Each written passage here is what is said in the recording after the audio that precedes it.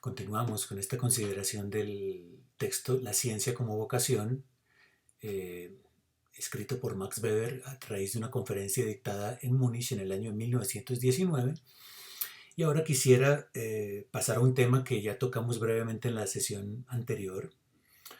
En una de las secciones centrales de su conferencia, y después de hablar de la inevitabilidad de la especialización científica y de haber exhortado a los estudiantes a ser especialistas con pasión, Weber reflexiona sobre si el progreso tecnocientífico tiene algún sentido que trascienda lo puramente técnico y científico.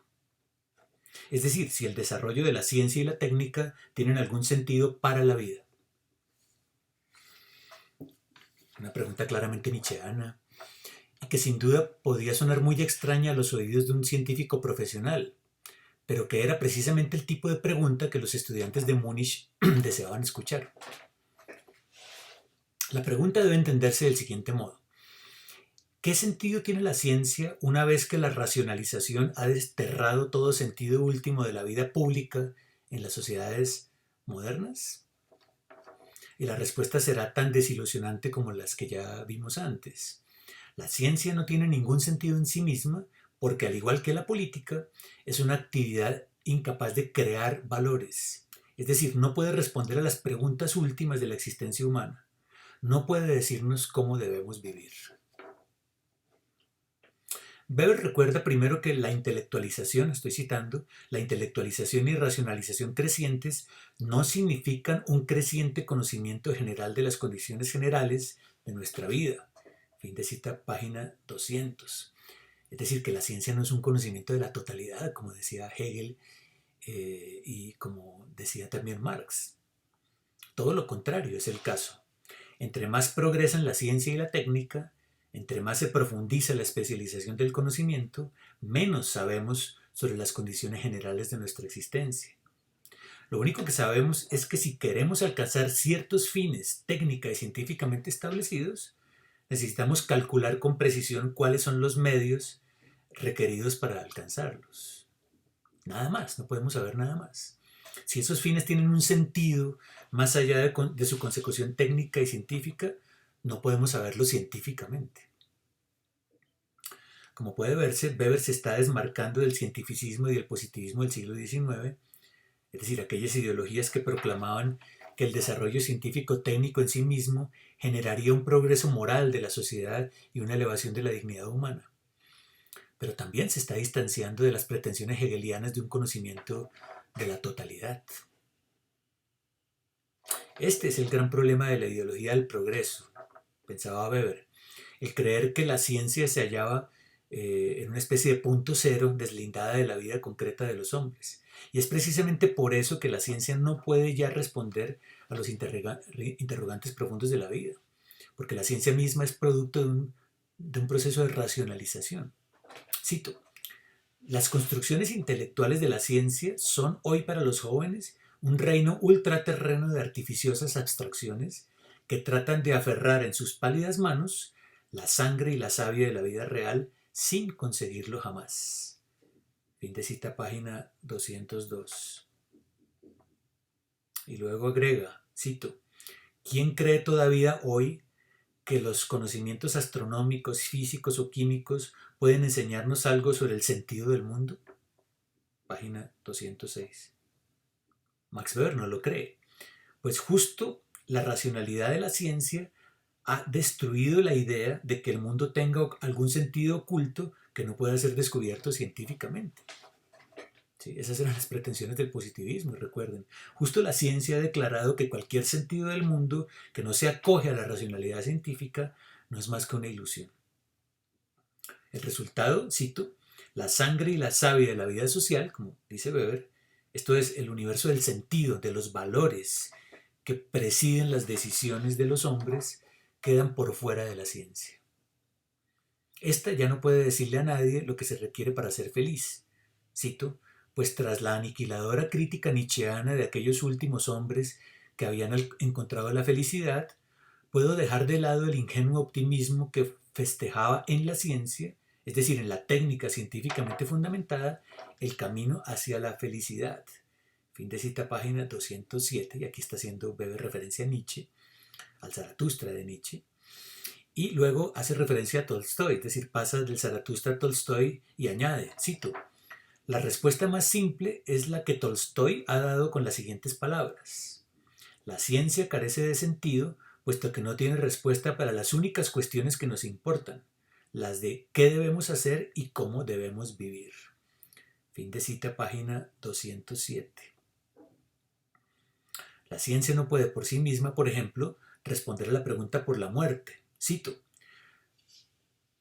la de si la muerte constituye o no un fenómeno con sentido, su respuesta, la de Tolstoy, es que para el hombre culto, el hombre de ciencia, la muerte no tiene sentido. Fin de cita, página 201.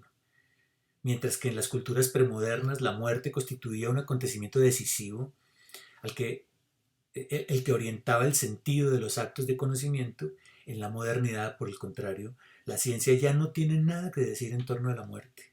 De hecho, la muerte carece de sentido para la ciencia. Si la ciencia tiene o no sentido, este sentido en todo caso no es científico, porque en realidad la ciencia no puede proveer el fundamento de su propio sentido, ese es el problema. Esto es de su propio valor. La racionalidad objetivista de la ciencia la ha hecho ciega al mundo de los valores, pues ha expulsado de sí misma cualquier consideración ética. Al igual que con la política, en el mundo de la ciencia se produce una sustracción del mundo de los valores, de tal modo que nada puede decir la ciencia sobre su propio sentido. Ahora bien, que la ciencia no sea capaz de decir algo sobre su propio sentido no quiere decir que este sentido no exista. Cito, hoy en día se suele hablar con frecuencia de una ciencia sin supuestos previos. ¿Existe tal cosa? Todo trabajo científico tiene un supuesto necesario, el del que el resultado con él se intenta obtener es importante, es digno de ser sabido.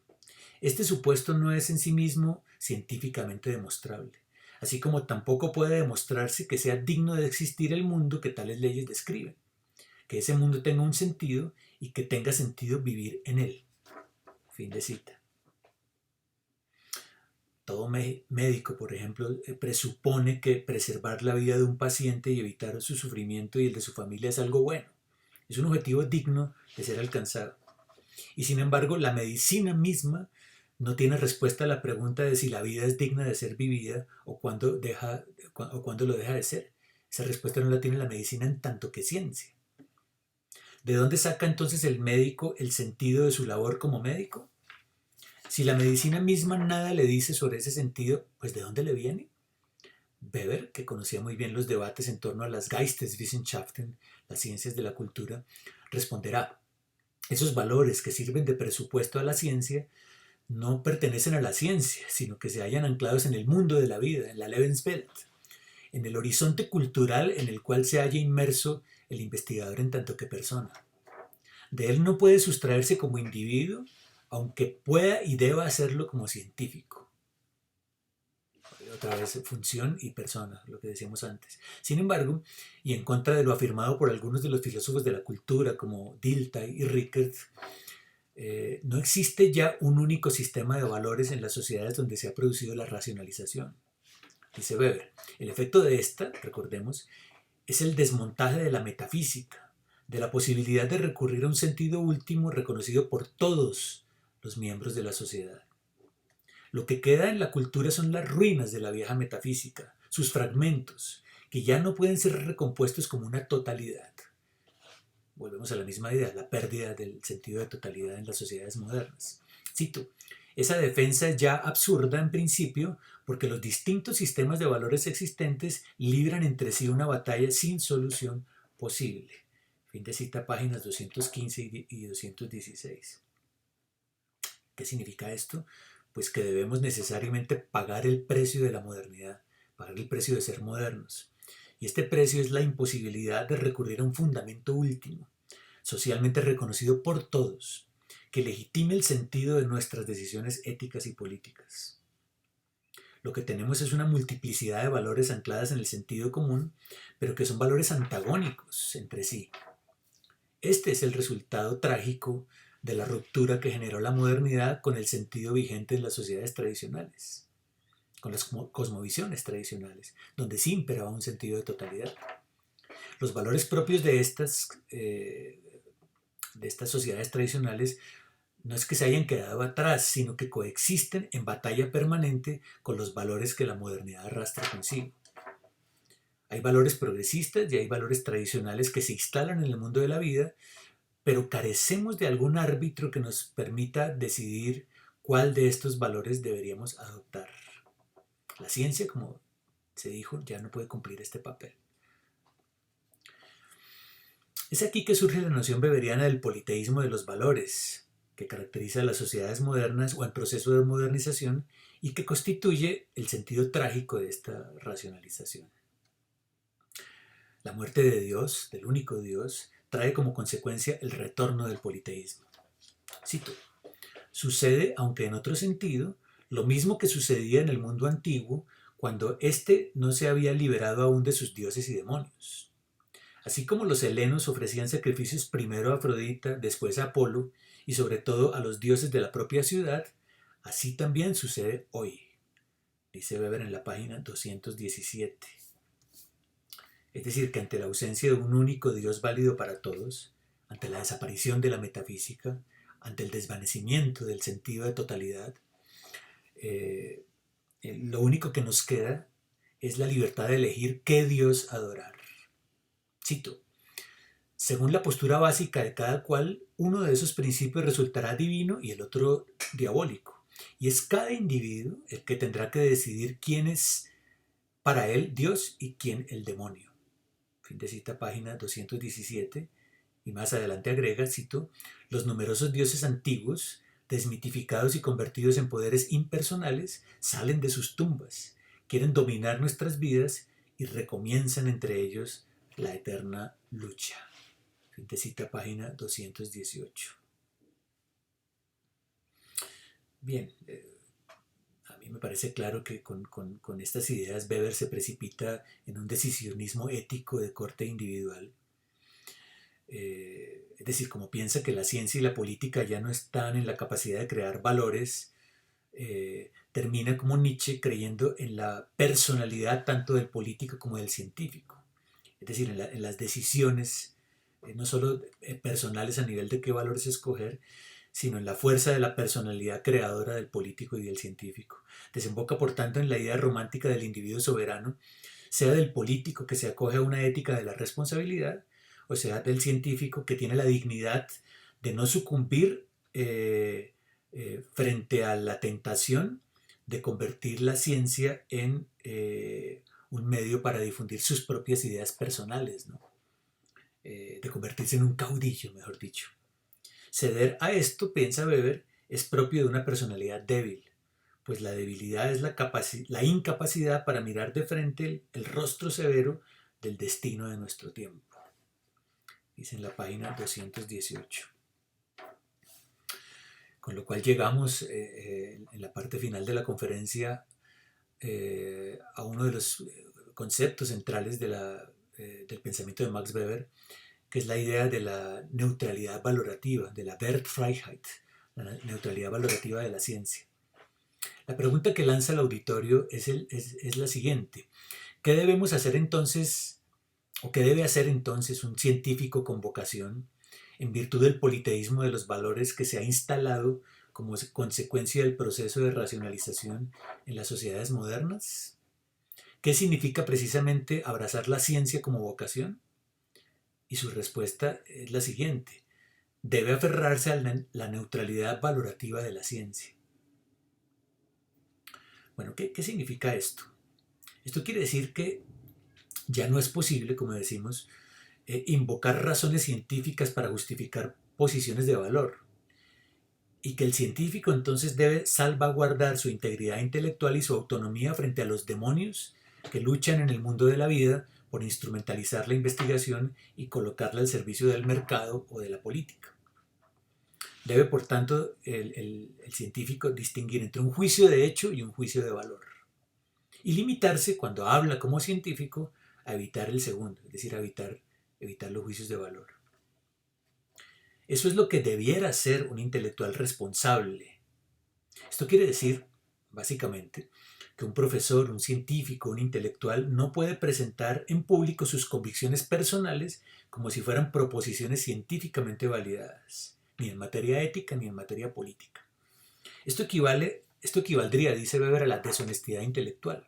Cito: allí en donde un hombre de ciencia permite que se introduzcan sus propios juicios de valor, deja de tener una plena comprensión del tema. Página 214. Es decir, va a confundir los juicios de hecho con los juicios de valor. Y agrega luego, cito: la primera tarea de un profesor es la de enseñar a sus alumnos a aceptar los hechos incómodos. Página 215. Lo cual significa, cito, la imposibilidad de hacer una defensa científica de las posturas prácticas y valorativas. Debe, por tanto, resistirse a decirle a sus alumnos qué deberían hacer, qué dioses deberían adorar, ya que esto es una cuestión enteramente personal que cada uno debe decidir y que nada tiene que ver con la ciencia. Respuesta también muy desilusionante para los estudiantes que habían invitado a Weber precisamente para que les dijera qué hacer.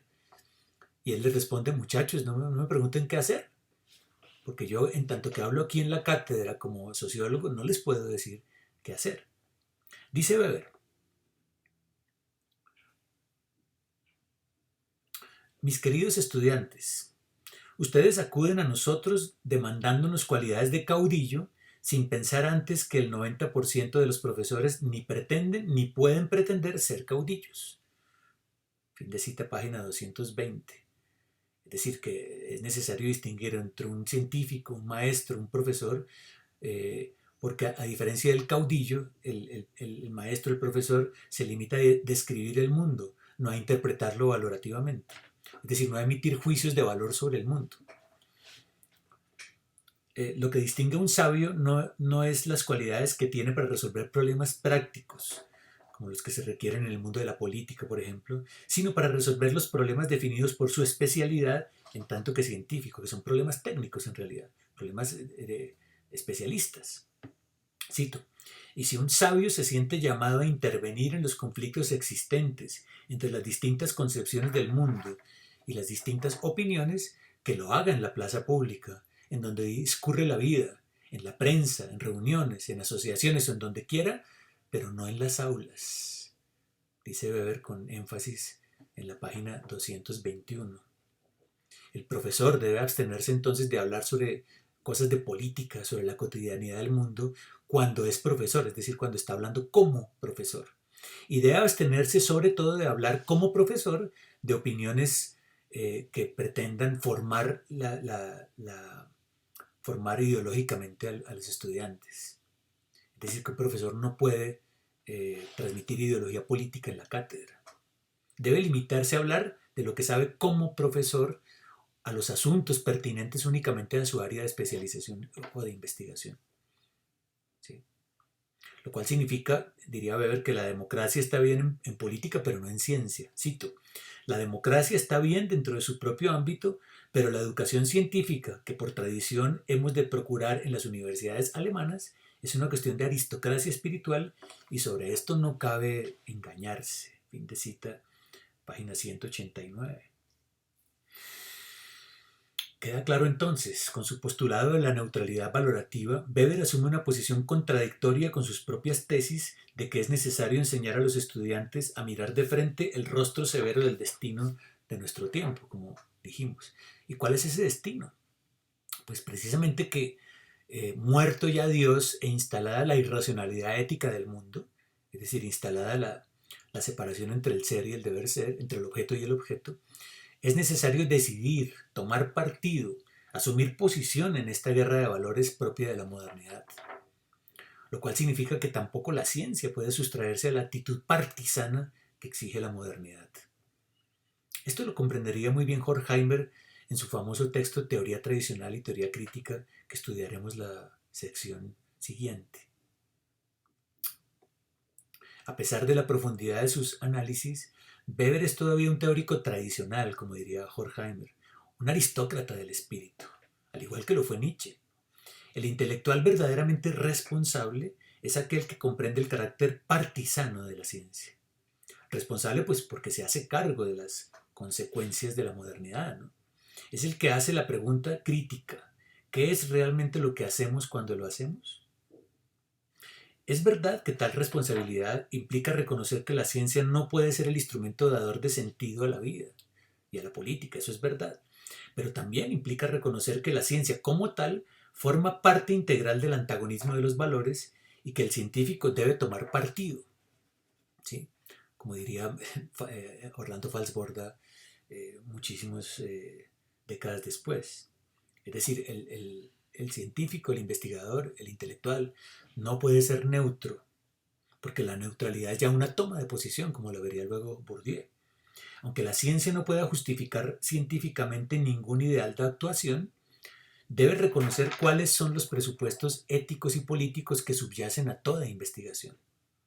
El científico debe decidir, debe tomar posición a favor o en contra de los valores que se le proponen, a riesgo de ser tan solo una pieza más en la maquinaria burocrática y económica que el mismo Weber ha pensado con tanta profundidad. Este será precisamente el camino que adoptará la Escuela de Frankfurt.